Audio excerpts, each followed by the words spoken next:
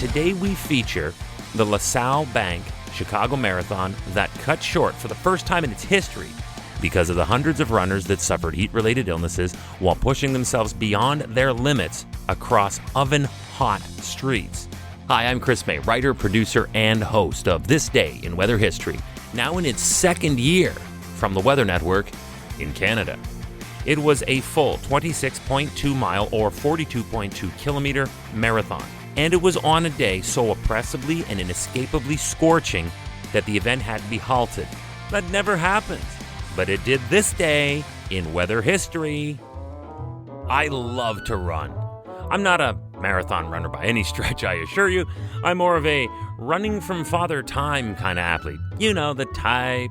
You know, they get older and have to work harder and harder to stave off the inevitable. Yeah, I think we know where we're coming from with that one. So running for most of us is not a marathon and not in anything but the best conditions so as to not overheat or pass out. On this podcast, I have had episodes featuring unusual snow events at this time of year. You remember the September 28th edition happened in 2019, that heavy snow in Alberta. And hey, mark this one down. Coming up October 13th is the burying of Fort Erie and Buffalo, New York back in 2006. It was October 7th, 2007. So we are already a couple of weeks into the fall season. 35,000 runners had come from around the world. That's not even including the Americans that were there as well, so there's close to 45,000 runners. They were competing in one of the preeminent marathon events. And I know many marathon runners myself. They are tough, very resilient people. They run in whatever weather conditions, even the most challenging, and yes, that includes hot, muggy days. But this day was just too much. The official suspension of all runners happened about 3.5 hours after the start gun. It was 87 degrees Fahrenheit or 30 degrees Celsius. Of course, then there was the issue where they literally ran out of available medical attendants and ambulances, so there was a call out to the suburbs for additional ambulances and crew to help with what was becoming a spiraling emergency. Welcome to year 2 of this podcast. Right now, you're listening to the full version of today's story on your favorite podcast provider. But there's also the daily podcast video short. They're shot right here in my podcast recording studio, so you get that perspective. But oftentimes, they will include visuals from that day's event from when it happened in weather history. So after listening to the full story, go check out the podcast video short on television or online anytime at theweathernetwork.com/weather history. Here are some numbers. 45,000 registered runners. 25,000 finished the course. 315 runners were taken directly from the course by ambulance with heat-related conditions. 5 stayed overnight that Sunday night in hospital in serious or critical condition. 1 man died. City and suburban ambulances took 146 people to hospital. Several others were taken to hospitals or medical aid stations along the route by private ambulances. It was a horror show.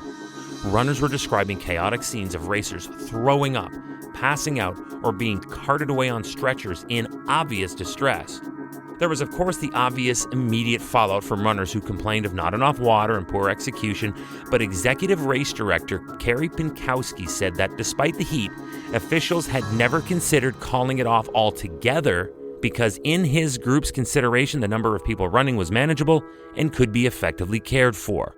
Pinkowski went on to say that they did have a weather briefing, stating that the day had every potential of reaching an October 7th record of 88 degrees or 31 Celsius. It was with this in mind that when the temps did push that threshold, race officials enacted a contingency plan about 11:30 that morning to end the race early. The runners who had not yet reached the halfway point were diverted back to the start. Those who had passed that marker were instructed by emergency crews on site, there was a lot of police and fire, to slow their pace and walk to the finish.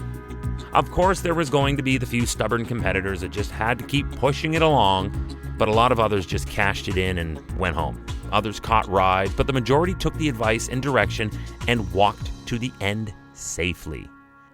And what of that one person who died?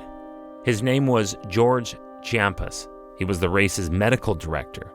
he fell under the weight of the conditions and was unresponsive.